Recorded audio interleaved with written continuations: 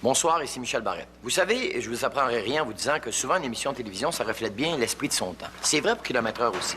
Alors nous, de l'équipe de Kilomètre-heure, on s'est demandé de quoi aurait eu de l'air Kilomètre-heure s'il avait été tourné à une autre époque, dans les années 50, disons. De quoi les personnages de Denis, Germain, Jean-Louis, Roxane, Sylvie, mes enfants, auraient eu de l'air si l'émission Kilomètre-heure avait été tournée à la même époque que La famille Plouffe. La réponse est dans le spécial du Nord qu'on vous présente tout de suite. Bonne soirée.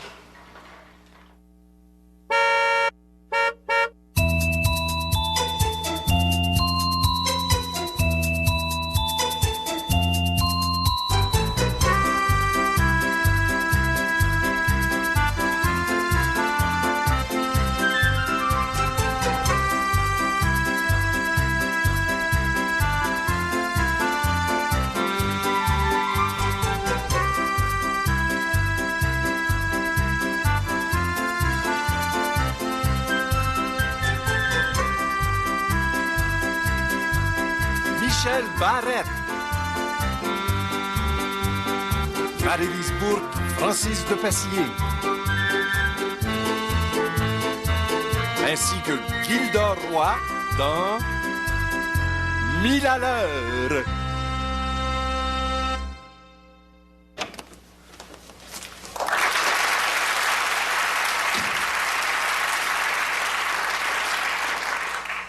Salut, papa. Nicolas, t'as commencé à fumer? Ça a de l'air. Ah ben, tant mieux. Je suis bien content. Je t'ai rendu à me demander si t'étais normal, toi. Moi, j'en donne une. Garçon, t'as-tu vu ça dans le journal? Ils disent que Maurice Richard a signé un contrat de 2000 pièces par année pour jouer au hockey. Hey, t'as-tu pensé à ça? 2000 pièces par année. Oui, hein, ça n'a pas d'allure. Ah non, ça n'a pas d'allure, certain. C'est rendu que les joueurs de hockey, ils gagnent des sommes astronomiques pour jouer au hockey, OK? Mais est-ce que la qualité du jeu a augmenté? Pas du tout. Faut que je vous parle. De quoi? C'est à propos de la réponse que j'ai reçue du grand séminaire. Je suis assez content que t'aies accepté, là. On va enfin avoir un petit prêtre dans la famille. Justement, papa, je pense que finalement, je pense que j'ai pas la vocation. Pardon? Je pense que vous avez compris. Tu me fais du mal, c'est ça, hein? Pour la réputation de la famille. Tu t'en sacs, hein? C'est ça, hein? Ben voyons, papa. Petit ingrat. Quand je pense à tous les sacrifices que moi, un pauvre veuf, me suis imposé pour te payer ça, des sacrifices personnels, comme retirer ta soeur de l'école. Quelle grandeur d'âme. Oui, puis si j'ai eu la bonté de la garder ici dedans, même si ça paye pas sa pension, elle peut au moins faire un petit quelque chose dans la maison, hein?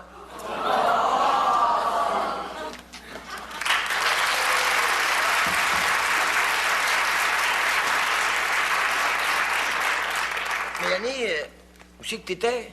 T'étais pas ici quand je suis arrivé travailler? J'étais à l'épicerie, imaginez-vous donc. Je veux bien croire que t'étais à l'épicerie, mais je viens de te dire que t'étais pas ici quand je suis arrivé travailler. Ça doit dire quelque chose, non?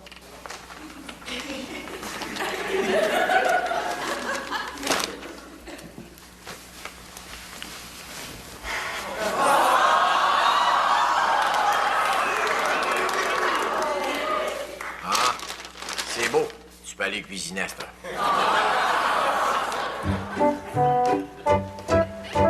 Puis sais-tu ce qu'il a rajouté?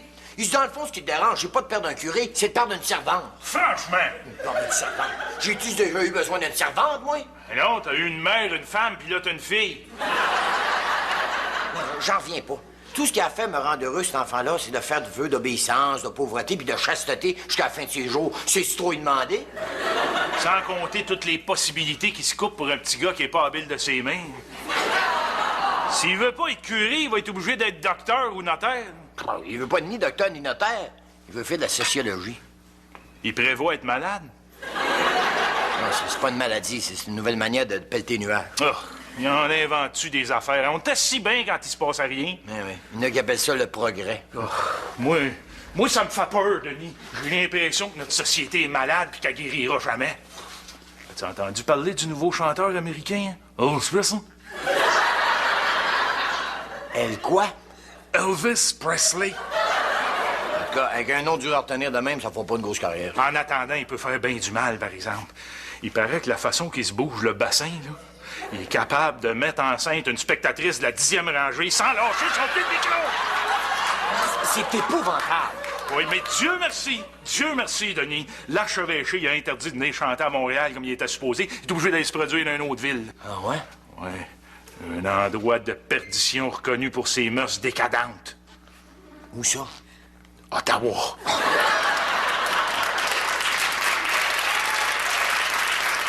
Non, mais je sais que ça peut faire peur, mais moi, je dis que ça durera pas. C'est comme une mode, ça. À un moment donné, le monde va se tanner d'avoir du fun, puis tout va redevenir comme avant. Tu penses? Ah, mais de toute façon, qui va avoir de ça, du progrès, hein? Ouais. Hey, en passant, tu ne donnes pas quelque chose à boire? Oh, excuse-moi.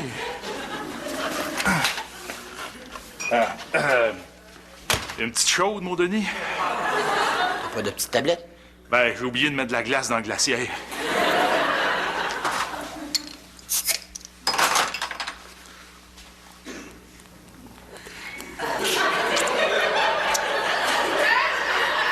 Ça désaltère, hein?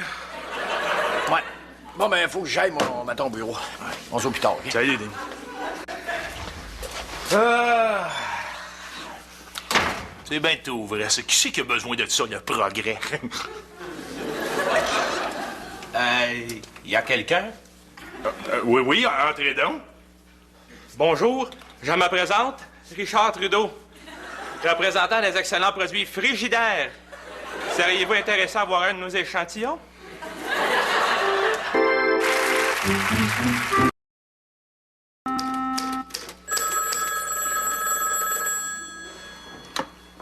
L'automobiliste catholique, bonjour. Oui, je suis la secrétaire. Ah, non, mon patron, M. Charret, n'est pas là présentement. Il est à un dîner d'affaires. Oui, je le sais qu'il est 3h10, là, mais je viens de vous le dire, il est à un dîner d'affaires. Alors, je vous conseille de réessayer après 4h. Oui, c'est ça. Au revoir.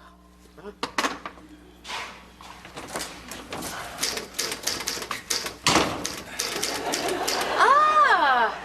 Puis, M. Charret, comment ça s'est passé? Bon, comme tous les bons dîners d'affaires de nos jours, Mme Côté.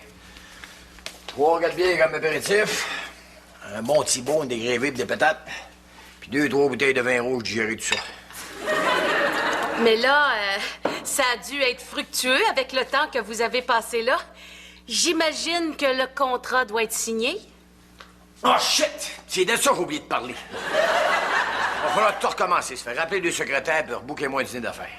Mais là, vous allez finir par vous épuiser à trop vouloir en faire. Hein? Ça en prend un qui travaille, hein? En passant, pendant que vous étiez pas là, j'ai pris sur moi de mettre à jour la tenue de livre, de répondre au courrier, de renégocier le contrat avec le fournisseur de papeterie, de balancer la petite caisse, d'aller rechercher le contrat de publicité qu'on avait perdu le mois passé et de négocier l'exclusivité de l'essai de la nouvelle Thunderbird, et puis d'aller chercher vos chemises chez le nettoyeur. Y a-tu du café de fête? Et maudine, j'ai oublié. Vous dites que vous êtes pas fiable des fois, vous. Comprenez-vous à cette heure pourquoi les femmes peuvent pas être des patrons, hein? C'est parce que vous avez pas notre ardeur au travail. Je suis désolée, Monsieur Charret, je suis vraiment confuse, là. C'est juste que je suis un petit peu fatiguée ces temps-ci, hein. Mon petit dernier fait des coliques et puis je passe mes nuits debout pendant que mon mari reste couché. C'est normal qu'un gars qui a travaillé toute la journée, il faut qu'il se repose à un moment donné. C'est sûr. L'aumônier de la revue, tu passes aujourd'hui? Non, mais je pense qu'à cette heure-ci, il fait du confessionnal. Bon, ben, je vais aller le voir là-bas. Parce que la vocation de mon fils est en train de ramollir. Puis je sais qu'il n'y a jamais un prêtre qui va hésiter à prendre un jeune homme en main jusqu'à ce que ça se redresse. Comment vous appelez ça? Un frigidaire. Finalement, c'est comme une dépense, hein? Ouais. Méchante dépense, oui. Puis qu'est-ce que ça fait de spécial? Ça garde les aliments froids.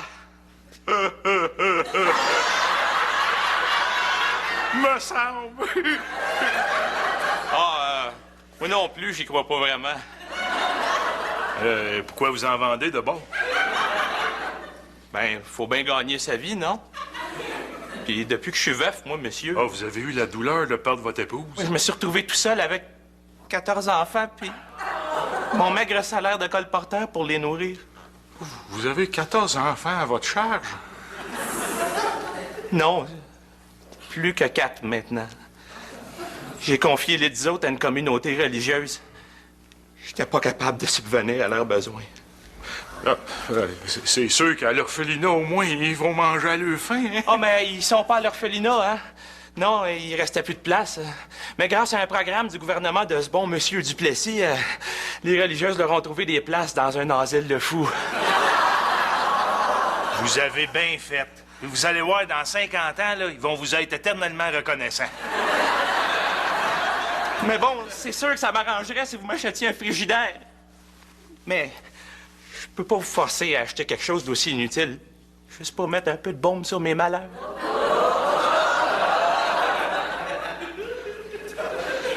Écoutez-moi bien, là. Moi, je suis pas le genre de personne qui se laisse influencer par les propos d'un colporteur, là. J'en doute pas, monsieur. J'en doute pas. Monsieur L'aumônier, j'ai profité du fait que vous faisiez du bureau, venez vous rencontrer. Ah bon?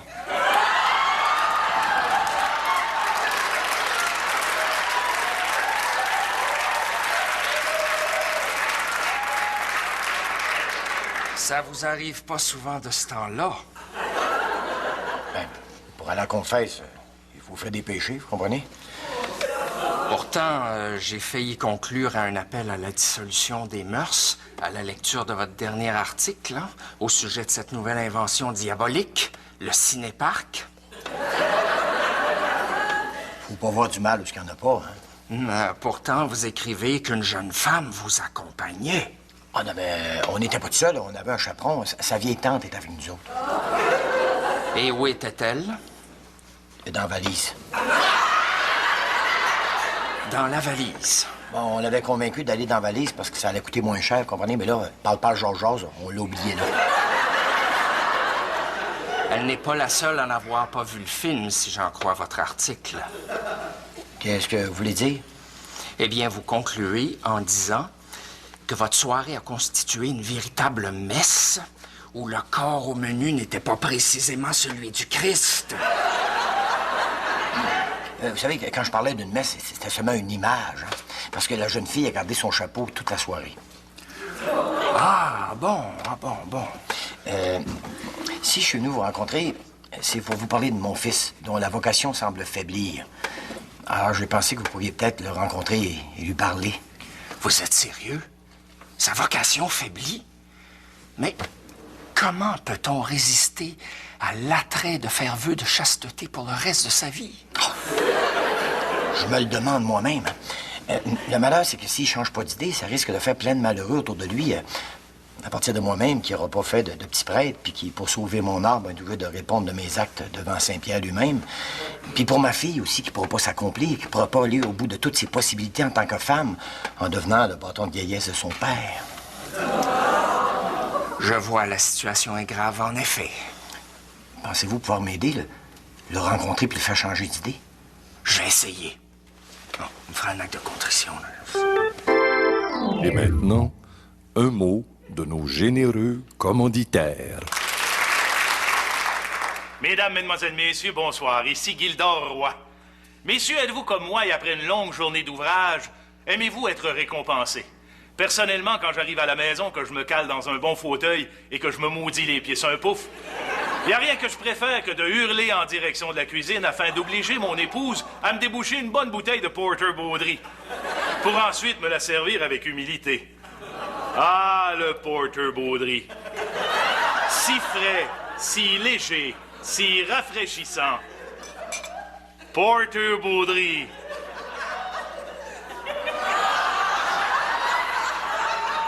Merci, la vie.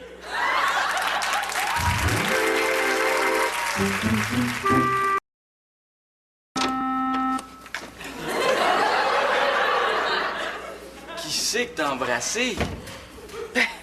Pourquoi tu me demandes ça? Si j'avais embrassé quelqu'un, ça me paraîtrait quand même pas d'en face. C'est encore drôle, ça, hein? Mais d'où tu te viens, d'abord? Ben, ça te regarde pas. Ben là, si t'as rien à cacher, je peux bien te le demander. Ah, je reviens de la messe. De la messe!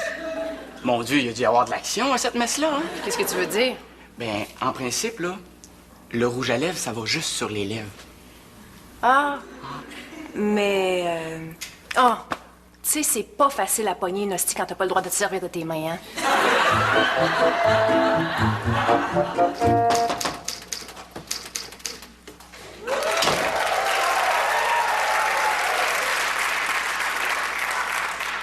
Je viens rencontrer Monsieur Denis Charret.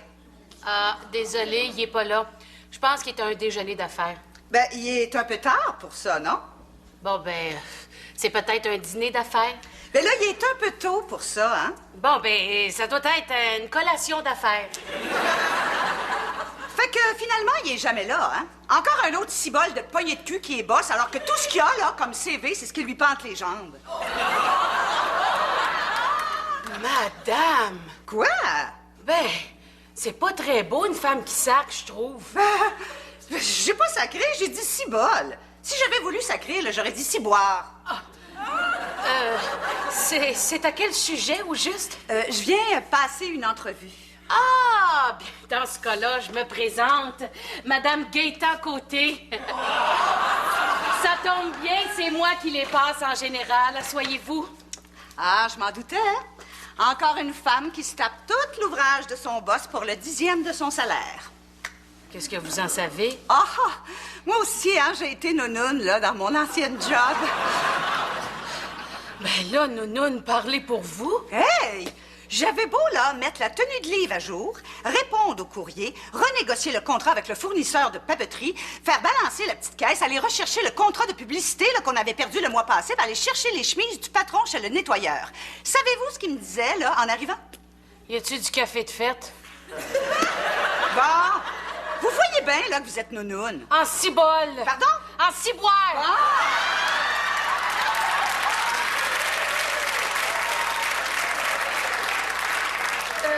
Pour commencer, quel est votre prénom? Roxane. Votre nom de famille? Tremblay. Et votre nom de fille? Tremblay. Oh, vous êtes vieille fille, pauvre vous. Ben non, divorcée. Divorcée? Ben oui, pourquoi? Ben, vous devez souffrir horriblement depuis avoir le droit d'aller à la messe le dimanche matin. Ben, peut-être, hein, mais j'en ai pas vraiment conscience parce que maintenant, là, je dors le dimanche matin. Ah, ouais. Bon, eh bien, Madame Tremblay. Appelez-moi Roxane. Ah, Roxane, dans ce cas-là, il y a quelque chose qui me dit que Monsieur Charret verrait ça d'un bon œil de vous avoir sur le payroll de l'automobiliste catholique. Vous pensez vraiment, là, qu'il penserait ça? Non. Mais comme il me demanderait ce que j'en pense, c'est tout comme. Madame Côté. Appelez-moi Sylvie. Alors, Sylvie, c'est à quelle heure votre pause? On devrait prendre un café ensemble et je suis sûre là, qu'on a plein de choses à partager. C'est ça.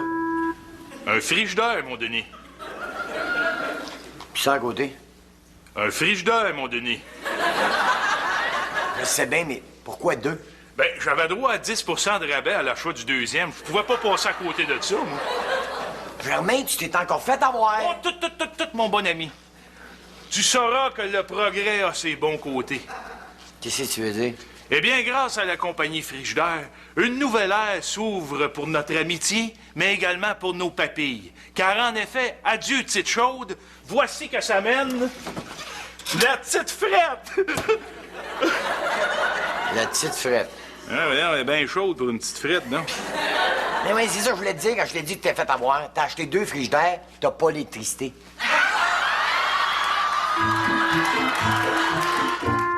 Nicolas, Oui?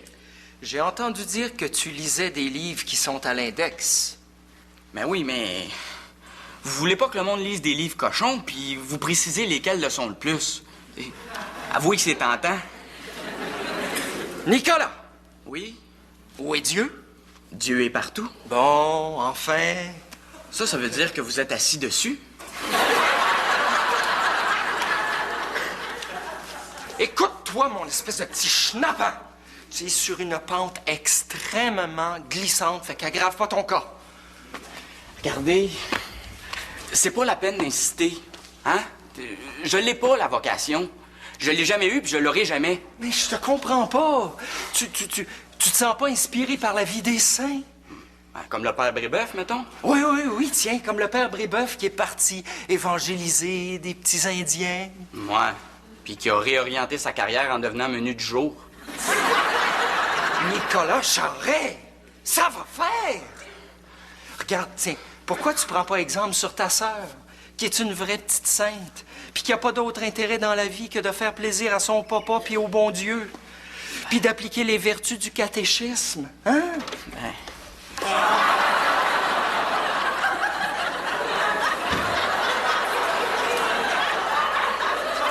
Excusez-moi.